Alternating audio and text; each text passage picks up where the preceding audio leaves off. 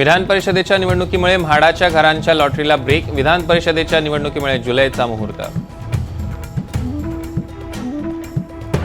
पावसाळी अधिवेशनाआधी राज्य मंत्रिमंडळाचा विस्तार. सगळी रिक्त मंत्रिपदं भरली जाणार. शिंदे सरकारमध्ये नव्या चेहऱ्यांना संधी मिळणार का, असा सवाल.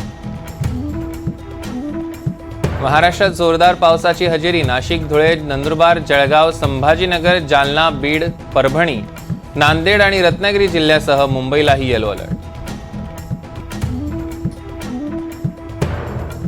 पहिल्याच पावसात मुंबईकरांची उडाली तारांबळ. दादर, टीटी, भायखळा परिसरासह अनेक ठिकाणी साचलं पाणी. मुंबईत काही ठिकाणी ढगाळ वातावरण. आठवड्याच्या पहिल्याच दिवशी शेअर बाजारात तेजी. सेन्सेक्स 307 अंकांनी तर निफ्टी 110 अंकांनी वधारला. सेन्सेक्सनं पहिल्यांदा 77,000चा टप्पा ओलांडला. निफ्टीनं 23,300चा टप्पा गाठला. अदानी ग्रुपच्या शेअरमध्येही मोठी उसळी.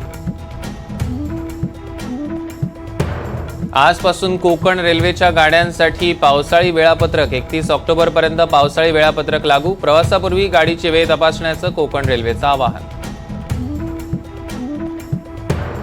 पावसाळी अधिवेशनाआधी राज्य मंत्रिमंडळाचा विस्तार. सगळी रिक्त मंत्रिपदं भरली जाणार. शिंदे सरकारमध्ये नव्या चेहऱ्यांना संधी मिळणार का, सवाल. सीईटीच्या निकालाबाबत विद्यार्थ्यांमध्ये संभ्रम. वेगवेगळ्या तारखा जाहीर झाल्यानं विद्यार्थ्यांमध्ये गोंधळ. कुलाबा, वांद्रे, स्टेप्स या मेट्रो 3 मार्गिकेचा पहिला टप्पा लवकरच सुरू होणार. आरे ते बीकेसी मेट्रोच्या अंतिम चाचण्यांना सुरुवात.